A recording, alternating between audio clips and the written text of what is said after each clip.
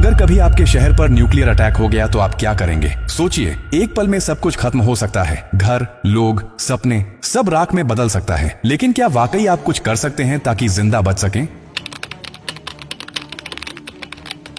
हाँ, अगर आप अभी से तैयार हैं, ये जानकारी जिंदगी और मौत के बीच की दूरी तय कर सकती है। क्योंकि जब एक न्यूक्लियर बम गिरता है तो सिर्फ धमाका ही नहीं होता, उसके बाद शुरू होता है वो खतरनाक खेल जिसे कहते हैं रेडिएशन फॉलआउट। और उसमें जो जिंदा बचता है वो भी धीरे धीरे मरने लगता है। सबसे पहले जानिए कि जैसे ही न्यूक्लियर बम गिरता है, एक तेज सफेद रोशनी आपके सामने आती है। इस रोशनी को देखना मतलब अपनी आंखों की रोशनी खो देना। आप अंधे हो सकते हैं, स्थायी रूप से। इसलिए पहला कदम, जैसे ही धमाके की खबर मिले या रोशनी दिखे, तुरंत जमीन पर लेट जाइए, अपनी आंखें और कान बंद कर लीजिए और चेहरे को किसी कपड़े से ढक लीजिए। ये पहली रक्षा है। अब सवाल उठता है कि कहां जाएं? तो याद रखिए, अगर आपके आसपास कोई मेट्रो स्टेशन है, बेसमेंट है, अंडरग्राउंड पार्किंग है, तो वहीं भागिए, क्योंकि जमीन के नीचे रहना न्यूक्लियर फॉलआउट से बचने का सबसे कारगर तरीका है। लेकिन अगर कुछ नहीं है तो अपने घर को ही शेल्टर बनाना पड़ेगा। सारी खिड़कियां, दरवाजे बंद कर दीजिए। हर छोटी छोटी दरार को भी किसी कपड़े, टेप या गत्ते से बंद कीजिए। हवा का एक भी रास्ता नहीं खुला रहना चाहिए। अटैक से पहले या जैसे ही खबर मिले, आपके पास सिर्फ कुछ मिनट होंगे। उसी वक्त पानी भरिए, बाल्टी, बोतल, ड्रम, जो भी है।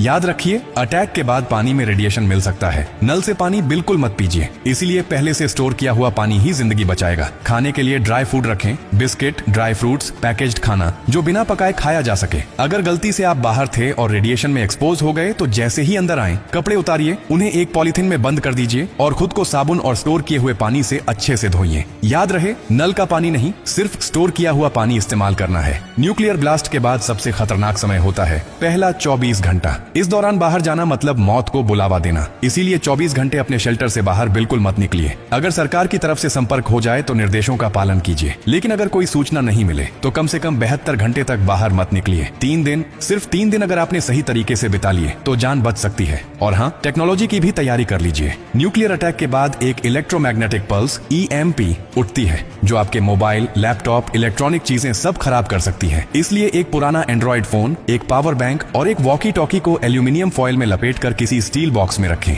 ये आपको बाकी दुनिया से संपर्क में रखेगा। सबसे जरूरी बात, घबराइए मत, पैनिक नहीं करना है। हर फैसला सोच समझ कर लीजिए, क्योंकि न्यूक्लियर अटैक एक टाइम गेम है। जो जितना शांत रहेगा, उसकी जान बचने के चांस उतने ही ज्यादा होंगे। और याद रखिए, ये जानकारी सिर्फ आपके लिए नहीं, बल्कि आपके परिवार, दोस्तों, पड़ोसियों और पूरे समाज के लिए है। क्या आप अकेले सुरक्षित रहना चाहते हैं? नहीं ना? तो इस जानकारी को हर उस इंसान तक पहुंचाइए जिसकी जिंदगी की आपको परवाह है। हो सकता है आपकी एक शेयर से किसी माँ का बच्चा जिंदा रह जाए, किसी पिता की आखिरी उम्मीद बच जाए, किसी बहन का भाई लौट कर घर आ जाए। और यही तो असली इंसानियत है। और हाँ, जब आप जिंदगी बांट रहे हैं तो एक वादा भी कीजिए। डॉक्टर कार्डियो की हर पोस्ट से कुछ सीखेंगे और दूसरों को भी सिखाएंगे, क्योंकि हमारा मकसद सिर्फ कंटेंट नहीं, आपकी सुरक्षा है, आपकी जिंदगी है।